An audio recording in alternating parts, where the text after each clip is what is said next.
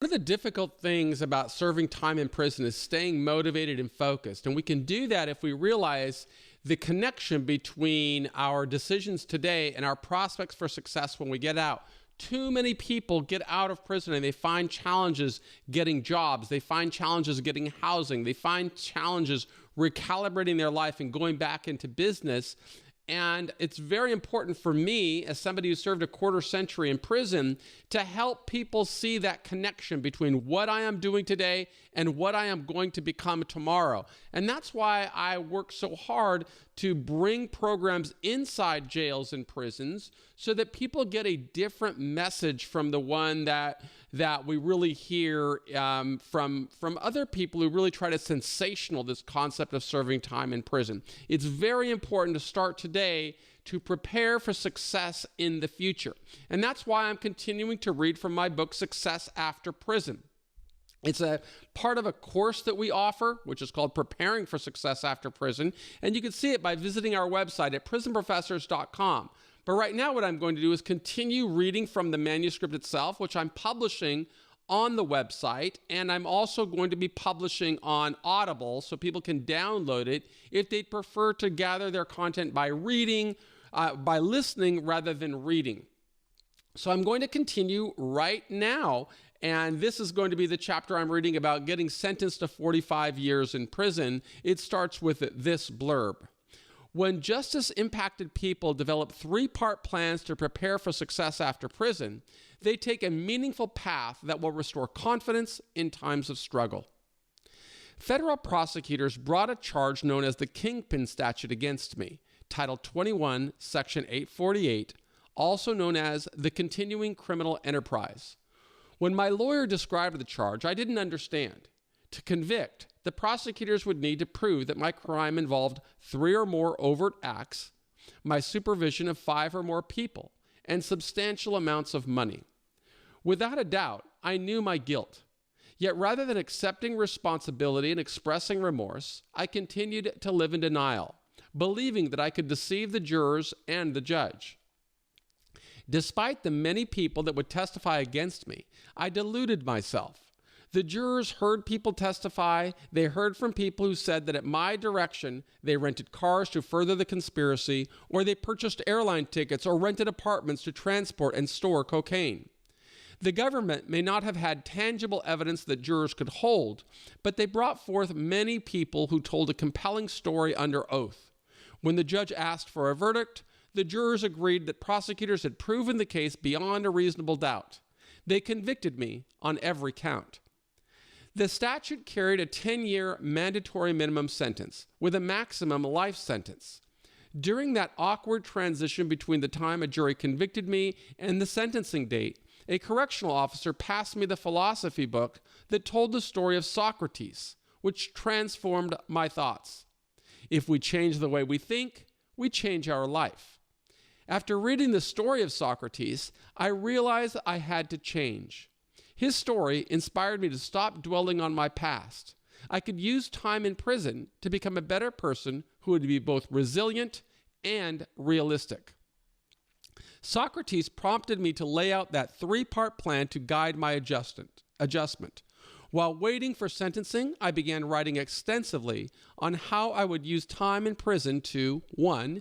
Educate myself, 2. Contribute to society, and 3. Build a strong support network. And the way I would measure whether I was educating myself would be by earning a university degree, contributing to society by publishing, and 3, building that support network as evidenced by the mentors that I would bring into my life.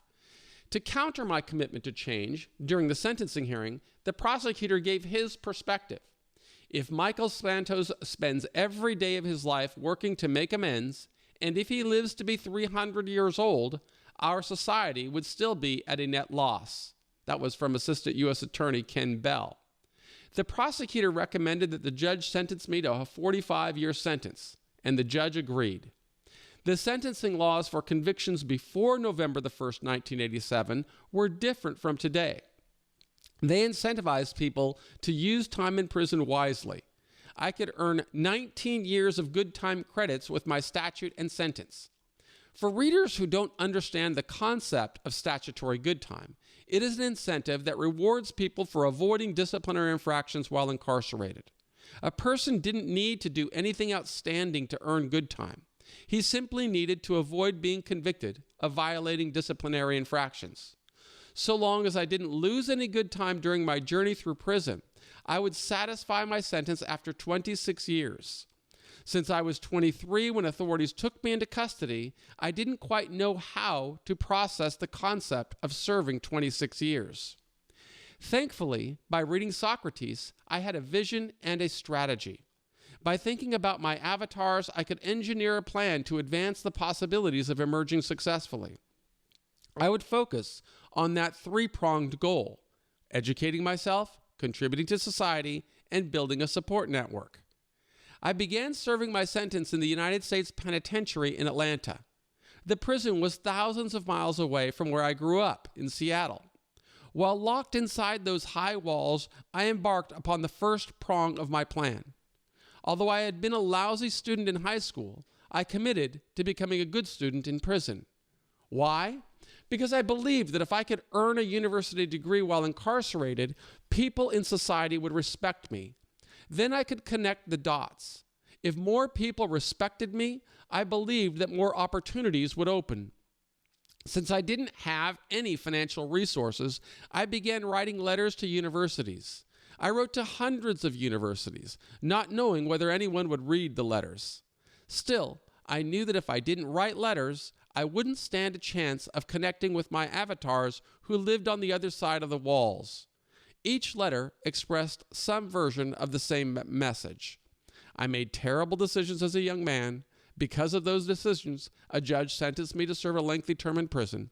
I wrote that I wanted to educate myself while inside and asked for help. In time, I found universities to work with me. I built my support network inside prison walls from the relationships I opened. The efforts resulted in earning an undergraduate degree in 1992 and a master's degree in 1995. After Hofstra University awarded my master's degree, I began studying toward a PhD at the University of Connecticut. Then a warden determined that my education had gone far enough. He stopped my formal studies by prohibiting the prison's mailroom from accepting books that the University of Connecticut's library would send for my coursework. Fortunately, by then I had 8 years of imprisonment behind me. That experience conditioned me to cope well with obstacles. While incarcerated, we must expect obstacles, but work to succeed anyway. When my formal studies came to an end, I shifted focus. As I wrote in Earning Freedom and other books, I went through a phase where the stock market consumed all my time. By studying how investors valued stocks, I learned about business. I became fluent in technical analysis, understanding how to assess a stock's value in accordance with various trading patterns. Reading financial newspapers, magazines, and books, I also learned about fundamental analysis. Those lessons taught me the importance of more objective metrics, including growth rates, profit margins, return on equity, and other factors. Studying the stock market, I knew, would be a poor substitute for real business experience.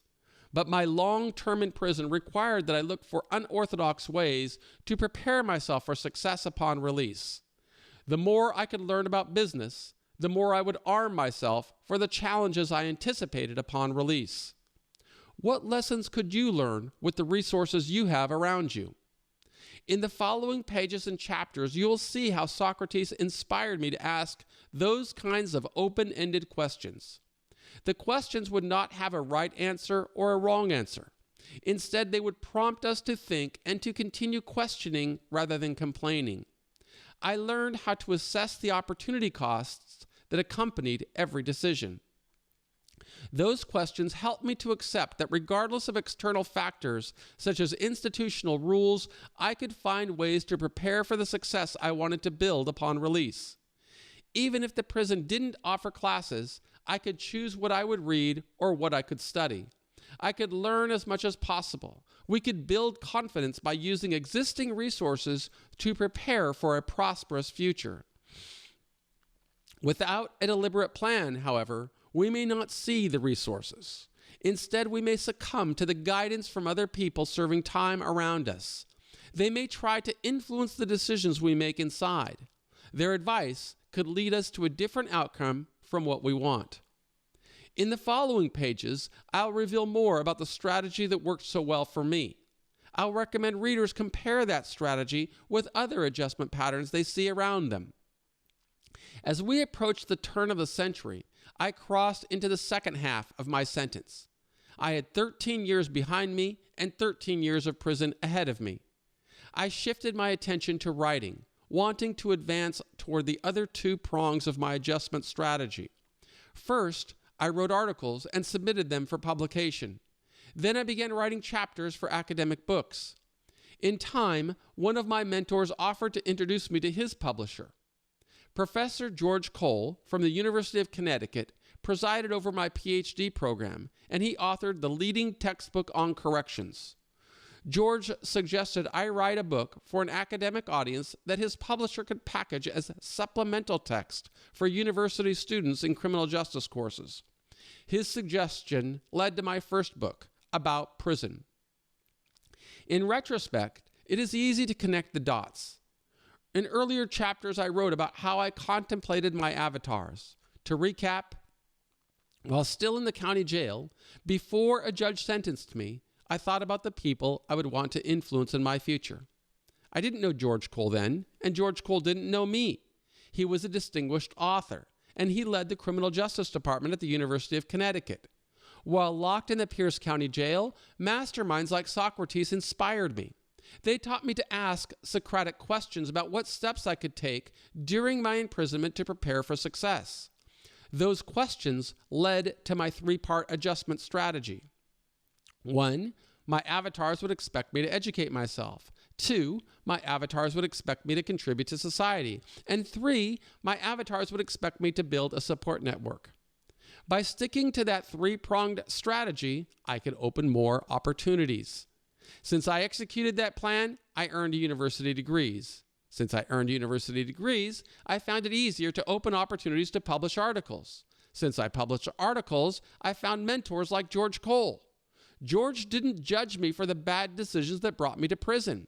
Instead, he looked upon me as someone who could add value to society.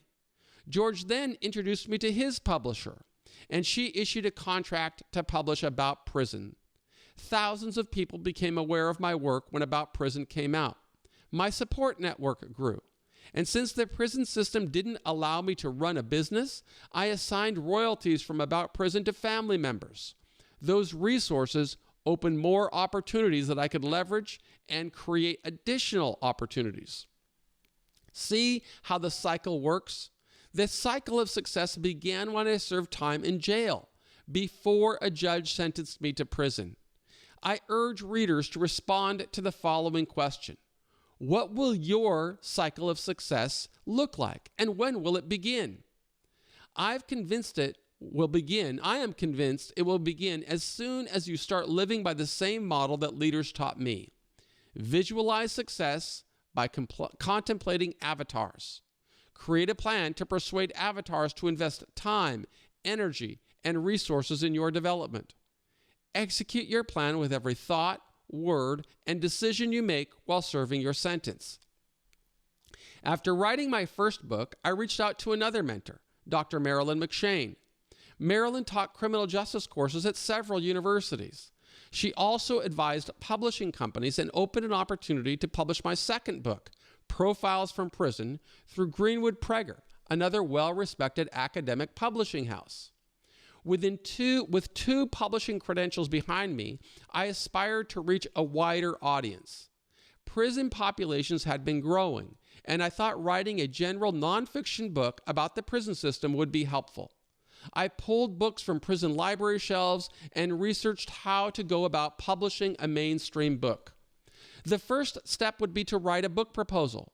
Then I would need to write sample chapters. Next, I would need to write a cover letter and begin sending self-addressed stamped envelopes to literary agents. Research showed that if I could persuade a literary agent to represent me, the literary agent would connect with publishing houses.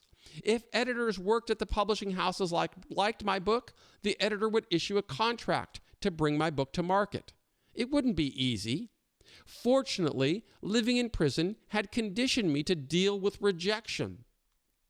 The book proposal required about 30 pages of writing. Sample chapters added another 30 pages. Postage and copying costs would be too high if I were to send the entire packages to scores of publishers. I needed to create more economical tactics. Instead of sending the complete book proposal package, I leveraged my earlier work. First, I identified 100 literary agents. Then I wrote a query letter describing my background, educational credentials, publishing credentials, and a few sentences about the type of book I wanted to write. I sent that one-page letter and a self-addressed stamped envelope to the agents. With postage costs and copying, the total cash outlay amounted to less than $2 an envelope, or $200. What value would you place on that $200 investment? Each person would have to ask such questions. This question helps us appreciate the meaning of the phrase, "The right decision at the wrong time is the wrong decision." Had I not spent the early years of my sentence working to develop writing and communication skills, I would not have persuaded leaders like George Cole to mentor me. Without mentors like George Cole, publishers would have not brought my earlier books to market. If I didn't have earlier publishing credentials, a literary agent would not have interest in working with me. As an orderly in prison, my wages amounted to about $10 per month. The $200 I spent on postage represented more than a year's worth of income from my job. Yet by sending out those letters, I secured a relationship with a literary agent. I sent the agent my full proposal. The literary agent secured a publishing contract with St. Martin's Press within 2 weeks. The contract came with a compensation that brought over 1,000 times the initial investment I made in postage. More importantly, libraries and bookstores across the country began selling the book I wrote for a general nonfiction audience. St. Martin's Press published Inside Life Behind Bars in America in 2006. The investment of time and energy continues to bear fruit and pay dividends. Twice a year, I receive a royalty check from the publishing house. Many opportunities opened through the books I wrote. The books persuaded people to believe that I didn't just talk about wanting to live a life of meaning, relevance, and contribution. Those people had tangible proof. They wanted to invest in me, help me, and believe in me. Any person in prison can begin creating credentials that will advance prospects for success. It is never too early and never too late to start preparing for a life of meaning, relevance, and dignity. My adjustment plan had 3 components that aligned with how I define success. My avatars would expect me to educate myself. They would expect me to contribute to society. They would expect me to build a support network. Now, here are some self-directed questions for you. How would each of those components work together? What opportunities open for people who strive to contribute to society? And how would your efforts to contribute to your community influence leaders to mentor you? Again, here I go on now with a little commentary for the people who are working through this course or this book inside of a jail or a prison. Notice how I'm not asking you to do anything that I am not doing. Right now, I'm filming this course at, it's actually 6 a.m. on a Sunday morning. You can see outside. It's still dark out there, right? This is what I am asking you to do. You've got to be willing to invest in yourself so that you can open opportunities to prosper when you come home. Consider whether employers will hire you, and if you think they will not hire you because of your criminal conviction, that's what I thought. I always consider myself as being unemployable. But those lessons in prison helped me figure out how can I build mentors and avatars and bring them into my life and create my own leads, my own sales, my own opportunities. That's what I am asking you or urging you to do. I am striving through my team and through our team at Prison Professors to really change the way people see justice impacted individuals and to create a bigger impact that will lead more people to vote for representatives that can bring reforms that incentivize a pursuit of excellence. But I need your help. I need you to prepare yourself while you're in prison to succeed when you come home, so that we can go to legislators and other people and say, this is really what meaningful reform looks like. We have to change people in order to change the system. There are many really strong and courageous organizations out here that do a lot of good for society. My job is only limited to helping people see the success that they can become. And that's why we created courses that we distribute inside of jails and prisons. And that's why we publish everything on iTunes, on YouTube, and on various other social channels. So visit us at prisonprofessors.com if you are in society, and please subscribe to us, whether it's on iTunes or YouTube. But if you're in prison, I urge you to work through the Prison Professors courses and other courses that will help you emerge with your dignity intact and opportunities to prosper. My name is Michael Santos, and I believe in you.